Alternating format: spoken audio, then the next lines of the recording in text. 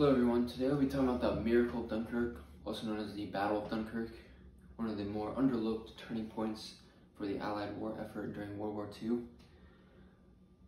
It lasted from May 26, 1940 to June 4th, 1940. Coming so early in the war, this event really helped spur a lot of confidence and resolve in the Allied troops and also civilians throughout the world to continue on through the next 5 years of the war that followed.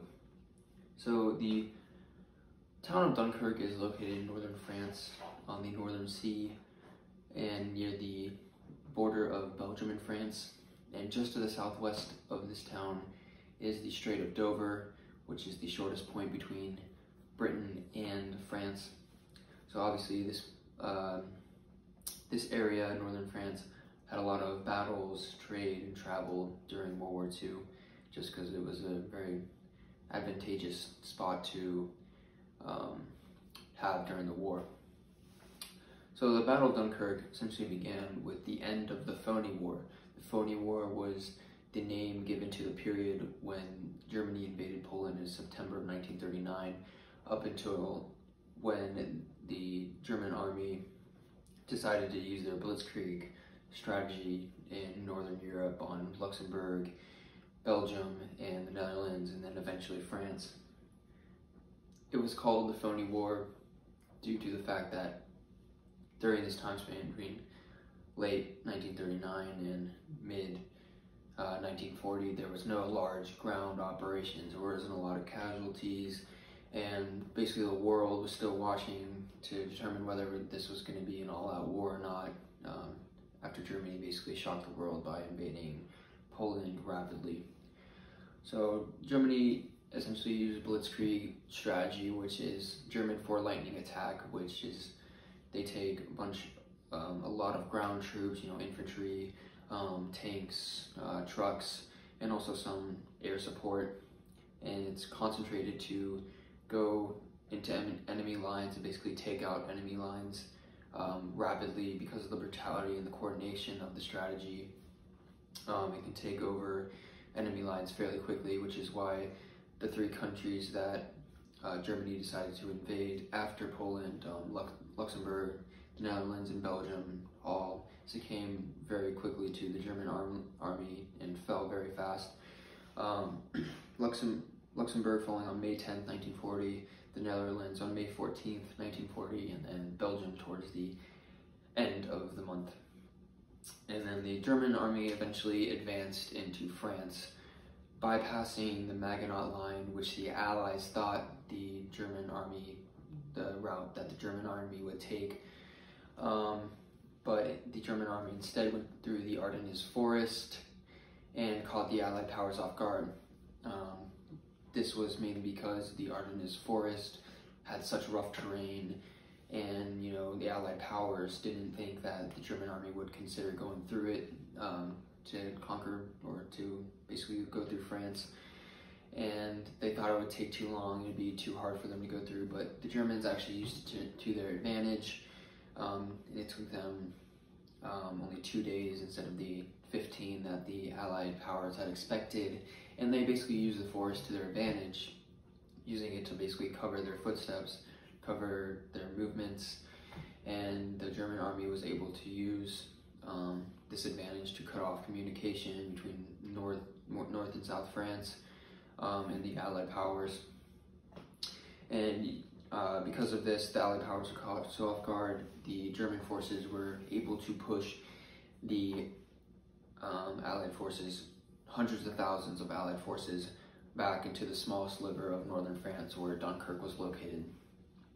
And John Gort of the British Expeditionary Forces thought that evacuation was the only plan that was basically feasible at this time to avoid any more annihilation of the German army. And this was on May 19th that he decided this. Then while this was going on, Winston Churchill had just come into power over Britain, replacing Neville Chamberlain, who was, couldn't handle the pressures of war. The British people really needed someone who was dedicated, charismatic, and was a strong leader to get both the troops and civilians through this war effort and could carry their spirits through the next 5 years. And during the time, Churchill and his commanders thought the Allied forces could hold out and basically regroup and push the Germans back. But the Germans kept on pushing. Their air force was bombing the Allied forces, but the Royal Air Force, the British Royal Air Force, was able to stop them from doing that. But, Germans kept on advancing, and they thought Churchill eventually decided that evacuation was, in fact, necessary to prevent any more losses and to hopefully get the Allied powers back on its feet. But the interesting thing was, on May 26th, or on May 24th, Hitler actually helped the Allied powers by stopping the German army's panzer advancement, because he thought because on the basis, this decision was based off of the fact that he thought that the German army needed to come up with another strategy, needed to regroup and basically slow down a little bit. And also the fact that his commanders told him that his German Air Force could handle the Allied forces, keep bombing them, keeping them backs against the wall. But stopping their advancement basically gave the Allied powers time to regroup and come up with an evacuation plan. And so when the advancement resumed on May 26th, that's when Operation Dynamo for the Allied powers began, which was the beginning of the evacuation or the miracle of Dunkirk. So basically, the Operation Dynamo got its name from Vice Admiral Bertram Lindsay of the British forces was operating out of caves on the Strait of Dover, and in these caves there was a generator called the Dynamo. That's how the operation got its name. And so Churchill thought that the operation would get maybe 45,000 men at most. But by May 28th, 1940, there was already 47,000 men evacuated, and then the day following, 53,000 more, including French troops as well. And Operation Dynamo was proven way more successful than Churchill could have ever imagined.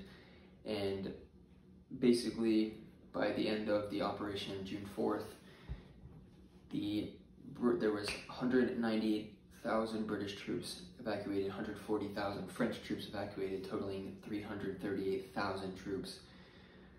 The mass evacuation of all these troops was made so by the Allied forces calling on civilians and the Navy personnel helping out using fishing ships, leisure ships that were able to reach the shore of Dunkirk, because Dunkirk had shallow beaches. The large Navy ships could not reach them, so the Allied powers basically called out for civilians to come use their ships to help evacuate the soldiers, putting their lives on the line. They were very brave and they were very dedicated to helping out the basically the war effort. And these ships were commanded by civilians and Navy personnel, that they would take the soldiers back to the large Navy ships that the British had. And because of the efforts of the civilians and the Navy using all of these ships, almost 1,200 ships, these 338,000 men were able to be evacuated, which was a great rally cry for the Allied powers, who thought, they would be defeated, that the Germans would basically take over and win this war before it even started. And although the Germans' blitzkrieg was successful in pushing back the Allied powers, putting their backs against the wall, and eventually taking Dunkirk in France, the evacuation, or the miracle at Dunkirk, was far more successful than the Germans realized, because they thought that, we managed to push them back so far, and we've captured 90,000 of their troops, we have all of their ammunition and tanks and whatnot, that they thought that Britain would pull out of the war. But really, this miracle helped spark great resolve in both civilians and troops that helped carry on throughout the rest of the war. And if it weren't for Churchill and his great leadership and dedication to the war effort, inspiring the people around Europe and around the world, then I don't think that this evacuation could have been made possible. And without this miracle of Dunkirk, I don't think D-Day would have been made possible, because if 338,000 men were lost, then really the Allied powers would have been totally defeated, and who knows what would have happened. The Axis powers could have won, which is why I think that the miracle of Dunkirk is one of the most underlooked and most crucial turning points for the Allied war effort during the war. And without it, who knows what could have happened in the following years of World War II.